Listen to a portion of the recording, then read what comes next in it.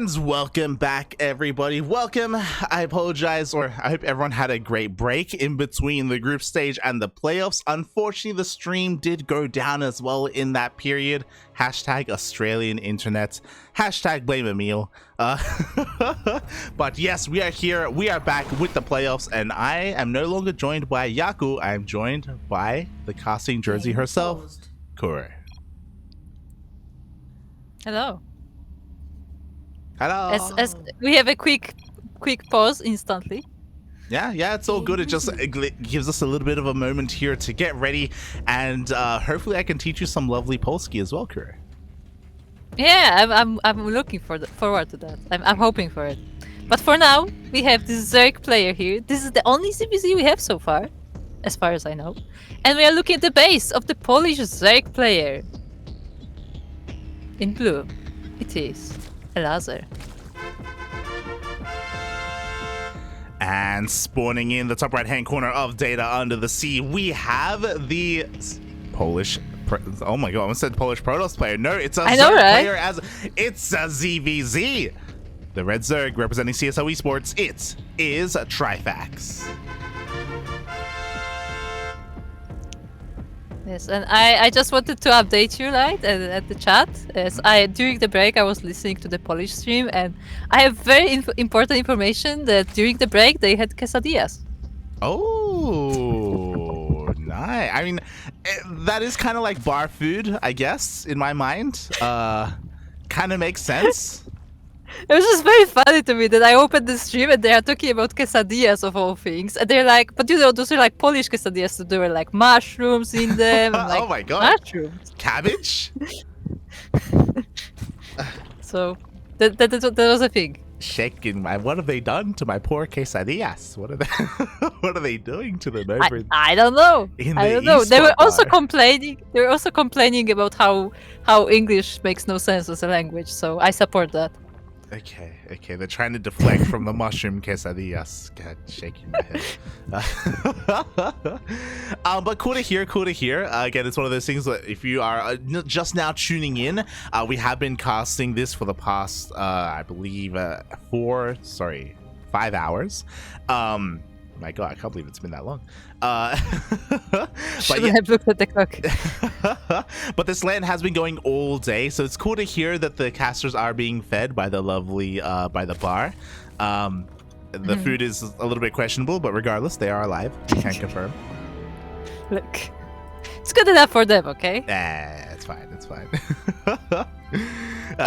Okay, hold on. Literally, Indy called it a flat kebab. Oh no. Oh no. Not like this, Papi. Not like this. Indy. I mean, Zed didn't agree with the description, but that's what Indy described it as. Indy. Gonna have to show him some real kebabs and some real quesadillas someday. But until then, we are here in the playoffs. As you were mentioning, this is the very first ZvZ of the entire tournament. Cherish them while we can, because this is typically the Protoss-dominated region. And so far, pretty standard openers, Hatchcast Pool. We have our third bases on the way. We have our Bailey Nest on the way as well. Nothing crazy. Yeah, a very mirrored matchup as well. Surprisingly, no one going aggressive. We have very like macro-focused ZvZ. Yeah, we just see both players having a little bit of an influx in Lings at the moment, as they're both going to be vying to try and deny each other's third bases. We just see already Elazer transitioning. We have a hidden Roach Warren behind the natural base. We have a second Gas Geyser being taken as well, so he doesn't intend to transition into Roaches. So far, though, from Trifax, he has no intention of doing so. Yeah, Trifax is going straight for the third base, and he has a lot of Links here, actually, with Banelings as well. Oh, exactly. The Banelings so far doing a decent job at zoning away the army, but we also have Banelings coming in from Elazer as well. Both Banelings go off. Not the most ideal connections, and Elazer will hold on to his third. Yeah, that he does. The Roach Warren finishes on the back, and Trifax is going for a Roach Warren of his own while still making more Links. Yeah, he does have a drone lead at the moment, which is great. What's scary, though, is that Elazer intentionally doesn't have any drones here at his third base because he's making nothing but Roaches. He's going for a follow-up all-in right now. Lings, Bailings, and Roaches, and Trifax just has to hold. Yeah, good thing for Trifax is that he sniped a few of the Banelings on the way here, but the Links are still in his natural and they are starting to do damage. Yeah, unfortunately he didn't have any Banelings ready for this counterattack. Banelings now rolling on in are going to be able to zone away this army of Elazer, but he just has too much. The Baneling here does damage a lot of drones, and now the Zerglings may be able to finish them off. But it looks like Trifax will be holding for now, but not without losses. He's going to hold against these Lings, but what about the Roaches? Because again, this was all in. Elazer wasn't droning. He just has nothing but Lings and Roaches on the way. And without defensive Roaches of your own, Trifax is not going to have an easy time defending. He's finally just now going to be able to finish up a couple of Banelings, but again, Banelings will not help against Roaches. And GG is called. Elazer takes game number 1. GG after a standard start, but then again, Elazer just going straight for an all-in follow-up. And unfortunately for Trifax, he wasn't able to scout this. He didn't realize what was happening till it was too late. Yeah, I mean, he attacked for, he just made his own attack. He lost the entire army, and he was remaking the army at home, but it was not enough for what Elazer was preparing. Also, I still haven't decided if I want to call him Elazer or Elazer, so I'm just gonna switch between both. Oh, beautiful. It's not going to be confusing at all. It's going to be great. Not at all. Oh, and for the first time, maybe the only time tonight, we had some very interesting vetoes, and we have Stargazers as game 2. Interesting. Is Stargazers common in ZvZ? No. I don't think I see it a lot, no. Yeah, we don't really get to see this map at all. If we are going to see it, I guess it is going to be a mirror matchup because, now both players have to deal with the strengths and weaknesses of the map. But yeah, I mean, I'm glad that we get a little bit of that diversity here. I don't know if you heard the cast earlier, but both Yako and I, we were getting sick of Data C. Oh yeah, I have that Data C and Cosmic Sapphire. But don't worry, we will have Cosmic Sapphire in this series. Potentially. But for the time being, we are once again looking at our blue Zerg player, representing Team Liquid and Poland, of course. It is Elazer. Sounds like you're saying Elazer, but not. Because it is like Elazer, but not.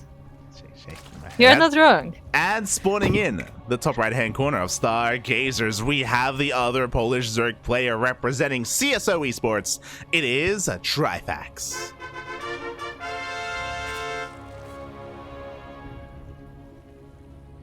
I'm just looking at the symmetry of this map as the Overlords are about to meet each other in the middle.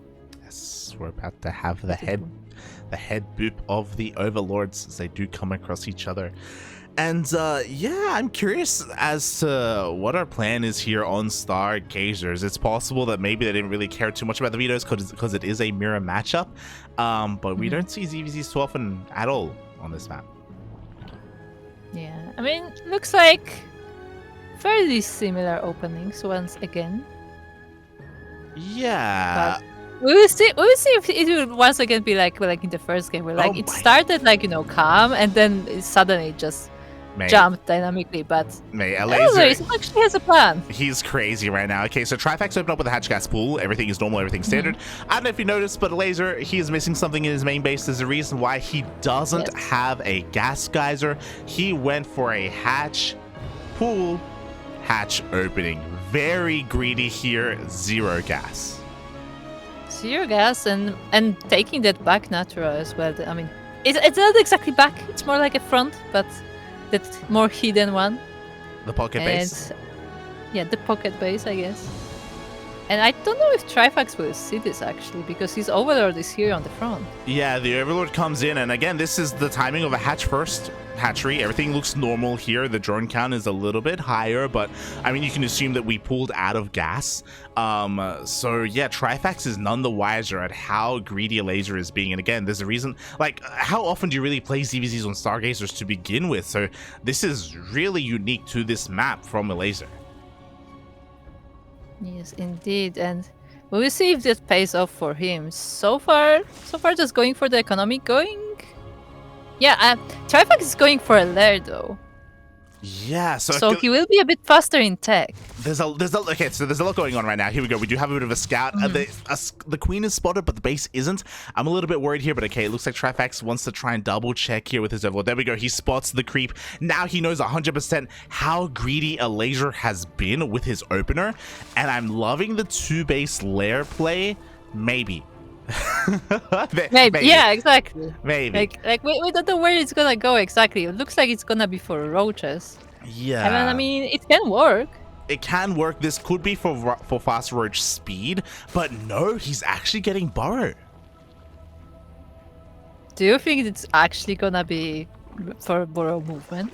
Well, this is just for a roach all in. I'm pretty sure this is basically the equivalent of Zerg playing with blink stalkers, but instead of blinking away, you get to burrow your roaches, and they get to slowly regen health in the middle of a fight. So this is gonna be very intensive. But he throws down an infestation pit.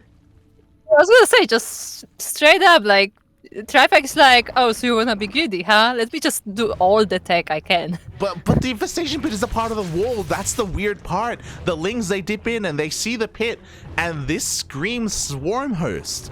But we have a Nidus behind this instead, so it feels like the infestation pit should be a fake out, but it looks like it isn't because Trifax is waiting for it to finish. He's committed to the swarm hosts. I guess we're gonna get Nidus swarm hosts. I mean, I guess this is one way to deal with a pocket base. But do we even need a Nidus? Can we not just... No. I think the locust waves can go from one base to the other. Like, I think they actually can. No, now that you mention it, I think Yeah. they actually can. I don't know how much life they would still have at that point, but I think they actually can. True. Regardless, here we go.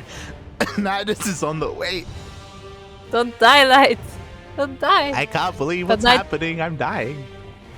But Nidus is on the way, and the swarmers are about to pop up, and there is not much forces here for Elazer on this side. There's not that many swarm hosts. There's literally 2 swarm hosts. Ah, there we go. Yeah, there you go. There's We have literally 4 4 swarm But hosts. it's still not a lot. Yeah, it's still not a lot. And they're actually gonna get shut down. Like, meanwhile, on the other side of the map, we do have another Nidus being set up here for another Locust wave. The Locusts are going to be slowly piling up here from the side of Trifax. Oh no. He sent the 2 Locusts. Yeah, this Locust wave could have been a little bit more successful if they were all lined up here. Unfortunately, they were not. And Trifax has to be a little bit careful here. There we go. He does evacuate in time. Yeah, I'll be honest. I'm not sure about this strategy by Trifax. I feel like the Nidus Swarmers is a little bit too ambitious in this situation. Yeah, I think so as well. I'm worried because the roach count is getting higher and higher, and they are on the way to shut down this Nidus. Yeah, and there's actually enough roaches that they are dealing with the locusts. While like normally, like the locust waves are actually scary. Like in this case, that's not really a problem. Like especially because the waves themselves are not too big, so the roaches can just deal with them. Yeah, the locust waves are just incredibly staggered, and they haven't done any damage right now. And this is dangerous because Elazer is fully powered up here on 3 bases. He's got all of his gases. He is soon going to counterattack with his roaches, and there will not be enough at home to defend. And Trifax recognizes that. That's why he's throwing down a forest of spores. It's fine. Yeah, I was just like, you're like, there's not gonna be enough to defend, and then we see just a straight line of spines. I mean, I still don't think that's enough, but good effort. Yeah, I mean, he needs something, right? Meanwhile, here we go. The roaches are coming in from behind. He wants to try and focus down that Nidus if possible. It looks like he cannot. Locust Wave is going to go through. Pretty large Locust Wave this time. He's going to be able to kill almost every, or if not every single one of these queens. Yeah, that's pretty nice for Trifax to get down those queens, but that doesn't help the fact that the roaches are already at his door, and all he has to defend are those swarm horses, that most of them are on cooldown. Most of them are on cooldown. We have 1 Nidus across the map right now. Elazer hasn't tried to pull the trigger yet. So Trifax is actually getting some decent damage here. He's going to pick up a couple more roaches. He takes down another queen as well, barely. This roach one is looking a little bit exposed, but Elazer's pushing in. Yeah, and the roaches are coming in, and once again, there are only swarm hosts here to defend, and most of them are still on cooldown. They are trying to escape into the Nidus, but on the other side of the map, they are also being attacked by Elazer's roaches, so there is no escape for them. Yeah, the Nidus is going to be cleaned up. There is no way to harass across the map here, and Trifax just cannot keep up with all of these roaches. We have a couple more locust waves coming in, and they will help, don't get us wrong, but Elazer is sending everything, or he's looking to send everything across the map. Yeah, also very smartly, Elazer is actually waiting for the locusts to time out, so he's kiting them around the bases, and I don't think they're gonna do much damage, really, while these roaches are still here. Yeah, exactly. The roaches, they pulled back for a moment to deal with one of the Niduses. Looks like another Nidus is going to finish up, but this spine wall is no longer a wall. We can just run past it if we really wanted to. I mean, Elazer doesn't even have to. He just deals with the spines, as the locusts are now popping up, so he has to be careful about this wave. And actually, there are roaches from Trifax as well now, so this attack may not be successful. Yeah, he's got roaches, he's got a spire for mutas. Trifax is literally trying to do anything he can right now. It looks like he should be able to push this back just barely. Or will he? Because, oh god, Elazer is about to finish up with +1. Yeah, and after all the locusts timed out, the roach numbers were actually in favor of Elazer. While Trifax is still doing some damage with the swarm horse on the other side, like, Elazer can just eliminate him in the meantime. Yeah, exactly. And Elazer, his rush is just a little bit too much. He has broken through the defenses, forces another locust wave here, back at home instead. Oh god, but it's just not going to be enough. We see he's trying to transition into roaches. He was never able to make use of the spire, unfortunately. Creative play from Trifax, is what I will say. I'm actually a little bit sad, because I feel like Trifax had a great opportunity to just attack with the roaches straight up, and I feel like the swarm horse decision was actually not a great one. Yeah, I agree. I think it was a little bit too unorthodox. It felt a little bit too haphazard as well. It felt a little bit inefficient the way that he pulled it off.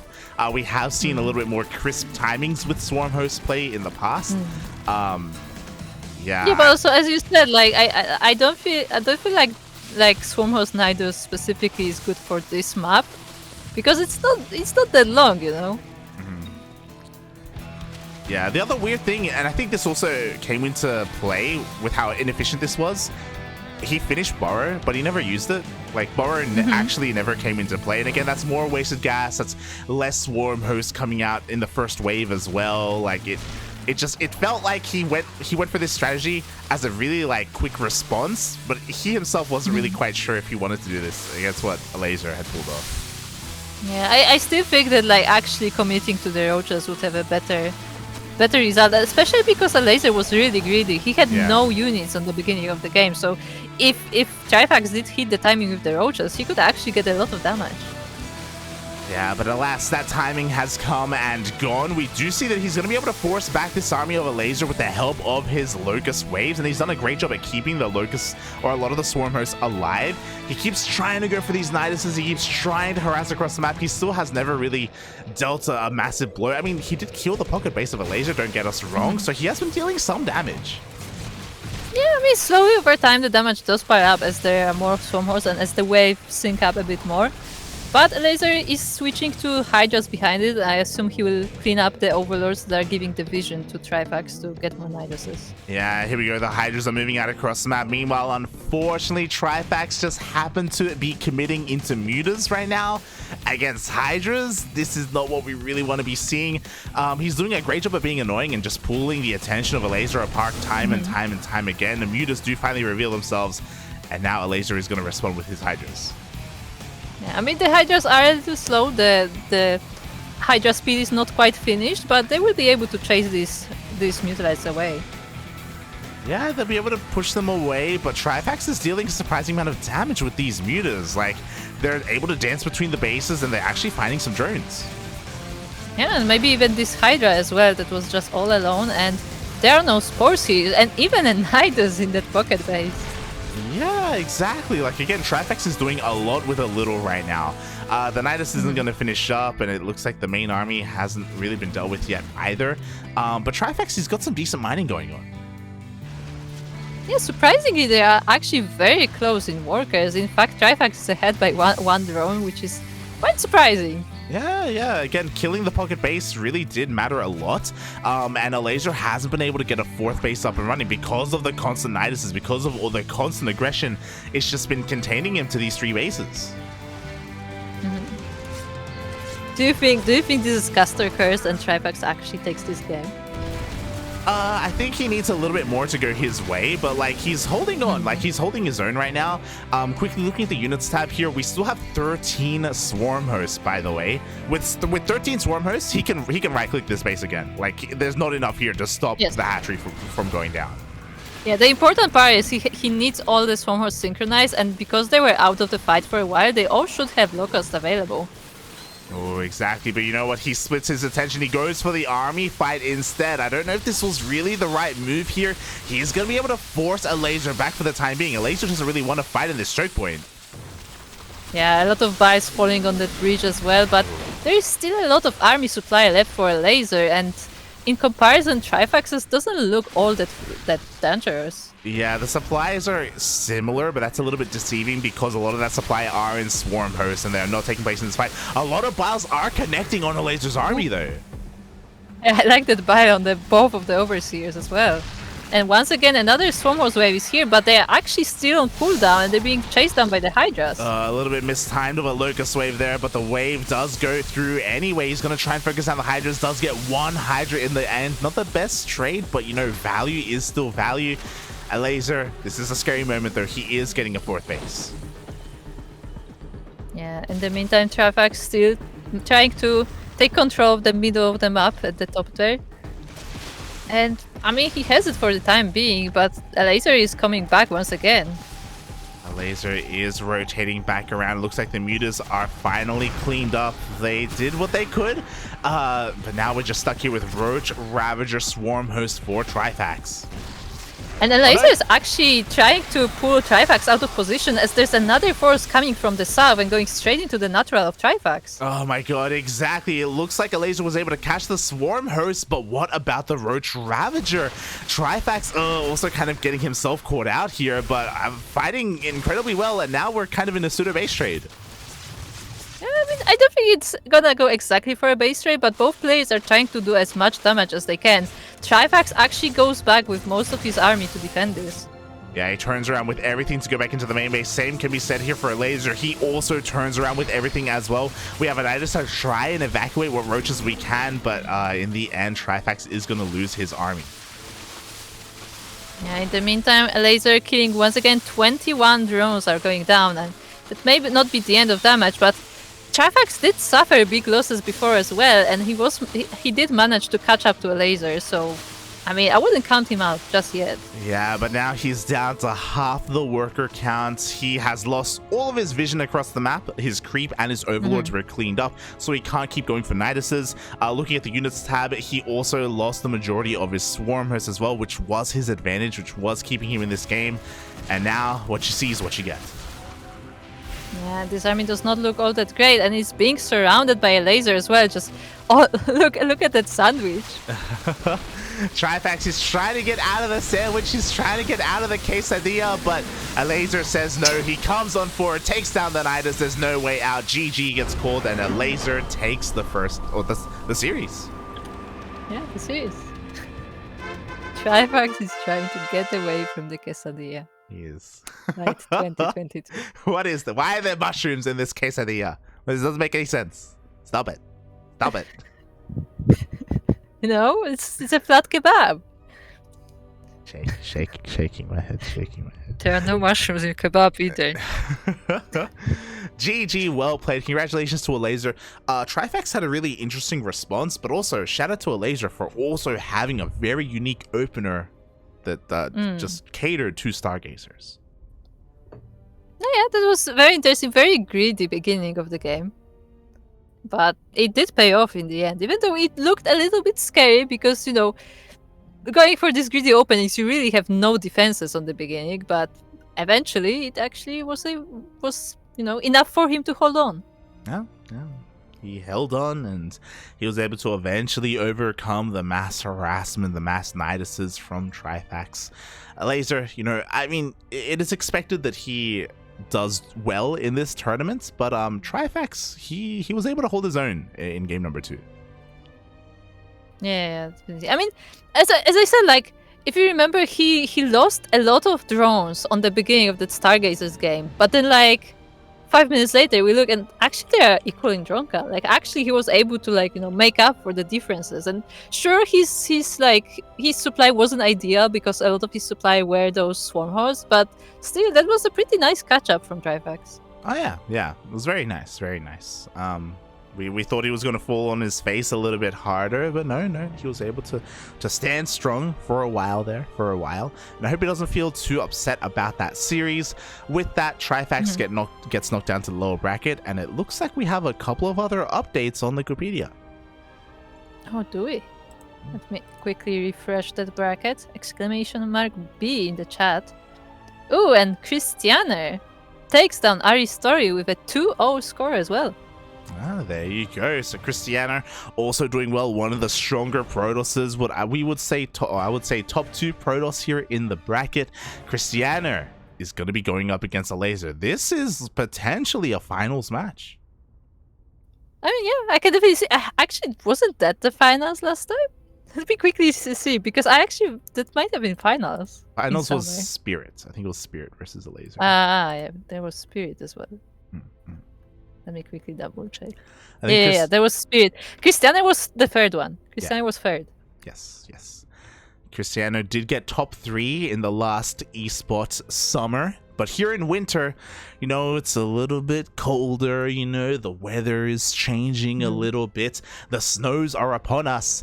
And, you know, just saying, Geralt from Rivia, I feel like he can excel in the snow. So both Yaku and I were trying to go on. Fair. I take it. Yeah. Also, I want to put a disclaimer. It's not winter yet. Why is it called winter? That's winter. Okay, there's snow everywhere. Correct. There's snow. Yes. Let me look outside. Aye. I wonder if there's snow in it.